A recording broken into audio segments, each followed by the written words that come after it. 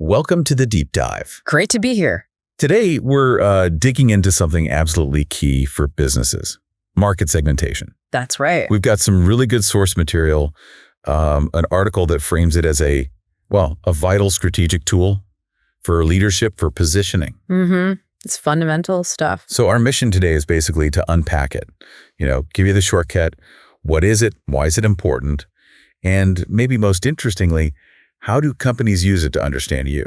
Yeah, it's really about ditching that old idea that, one message fits everyone. Right. The source we're looking at really hammers home that understanding diverse needs is where effective marketing starts. Okay, let's break that down then. The article says segmentation is the foundation for successful marketing. Why is it that crucial? Well, like I said, it's the total opposite of one size fits all. Okay. If you just shout one message to the whole crowd, you're hoping someone listens, right? Segmentation lets businesses divide that crowd into smaller groups. Or manageable groups. Exactly. And then they tailor their marketing mix. That's the product, price, place, promotion stuff. They tailor that for each specific group's needs. So the message actually lands better? Way better. It feels more personal, more relevant, and, it just works more effectively. So it's about being smarter with your resources. Yeah. Hitting the right people. Precisely. The source points out that when companies really grasp that different customers have different needs, different preferences, different behaviors, well, they can build much stronger bonds. Okay. And that connection, the article argues, is absolutely vital for keeping customers loyal, improving customer retention. Right. That makes complete sense. Yeah. Understand people, serve them better, they stick around. Now, the material mentions both market segmentation and customer segmentation. Are they just different terms for the same thing? Good question. There's a subtle but, important difference. It's mostly about scope. Okay. Market segmentation is outward-looking. It's about carving up the entire potential market out there, all possible customers. Right. And then figuring out different strategies for each slice of that pie. Can you give us some examples from the source, maybe? Yeah, the article has some good ones. Think about soft drink companies. They segment the market to create specific diet versions, right? Or media buyers. They might target teenagers with ads inside games, but reach, say, retired folks with daytime TV ads, completely different segments, different channels. Okay. Even insurance call centers might change their script based on who they're talking to, age, gender, maybe interests they know about. Retailers use it for shelf placement. Putting certain things at eye level for certain shoppers. Exactly. And even things like train companies offering student discounts for off-peak times. That's segmenting based on price sensitivity and travel patterns. Okay, so market segmentation is looking at the whole universe of potential buyers. What about customer segmentation then? Right. So customer segmentation takes that same basic idea but turns it inward. It focuses only on the company's existing customers. The ones they already have a relationship with. Exactly. It usually relies on data they already have in their own databases.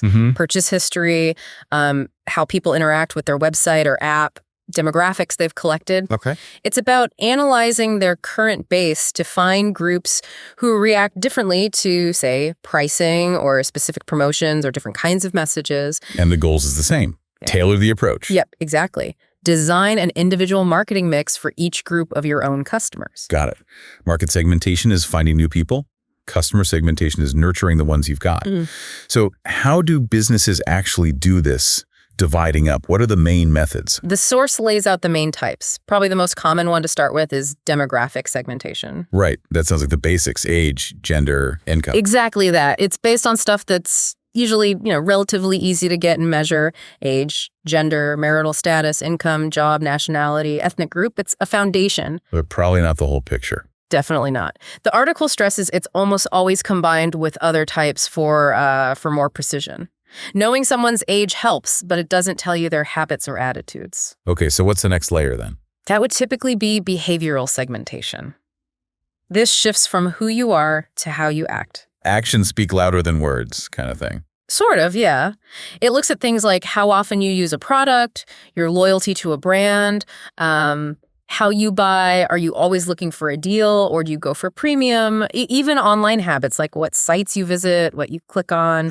So it's using data trails to understand behavior patterns. Pretty much. It helps businesses understand the why behind your actions and, crucially, predict how you might react to things in the future. Makes sense.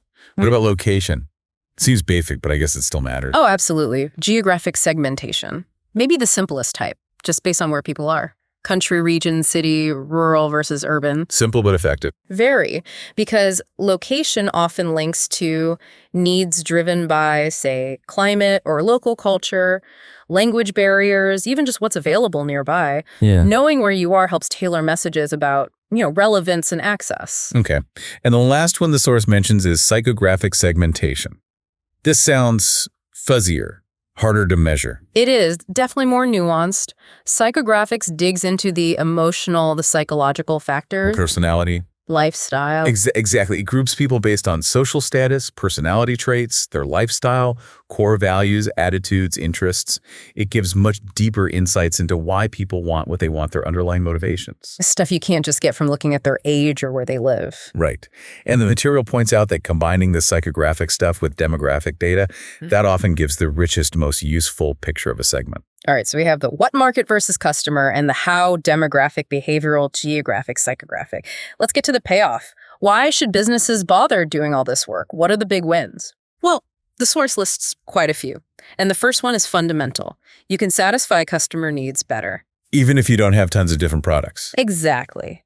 The article explains that even with a limited range, companies can meet varied needs by tweaking the offer. Maybe changing the incentives, running specific promotions, or bundling things differently. Like the digital TV example you mentioned earlier. Perfect example.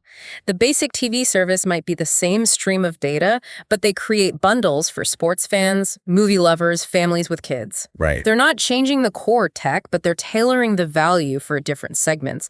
And the source says this focus directly helps keep customers, aids retention. Makes total sense. You feel like you're getting what you want, even if the pipes are the same. Precisely. And that ties into the next big benefit, targeted communication. Tailoring the message, not just the bundle. Exactly.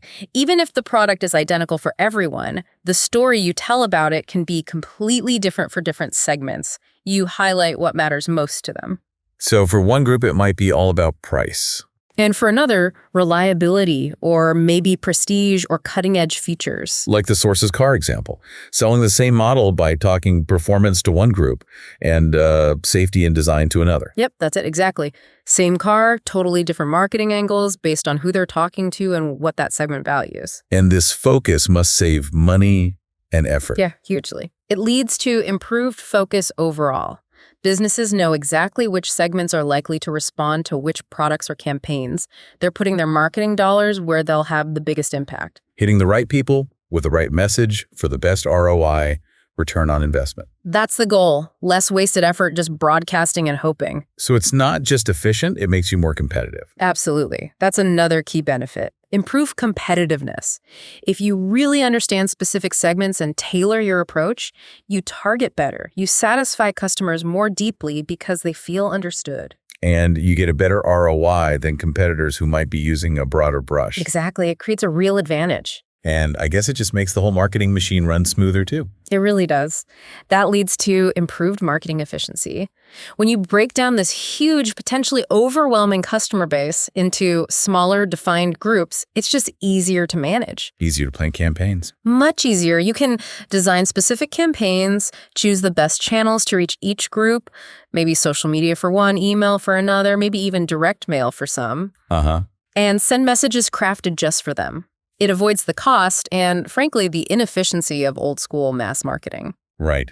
And the final big payoff the source mentions, bringing it back to keeping people happy. Customer retention.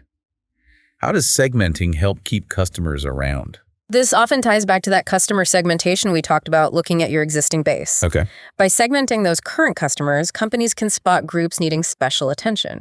Maybe identify customers who seem like they might be about to leave, churn risks. Or the opposite, your really valuable customers. Yeah, exactly. High-value customers. Once you identify these segments, you can create targeted strategies. Maybe a special offer to keep someone loyal, or extra support for a VIP customer. Proactive stuff. Yes, proactive relationship building based on understanding what specific groups need or value. It builds stronger ties and definitely improves retention rates. You're not just waiting for problems, you're actively trying to keep people happy based on who they are. Wow.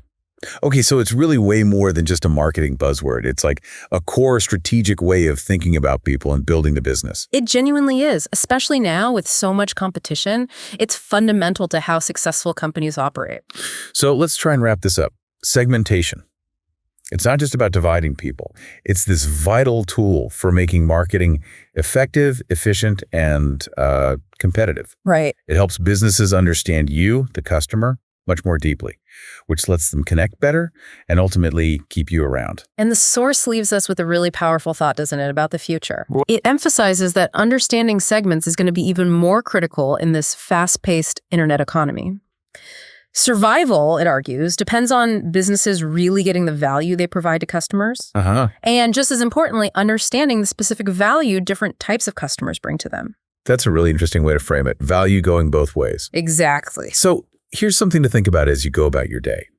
Now that you have this insight into segmentation, demographic, behavioral, all those types, how does it change how you see the marketing you encounter?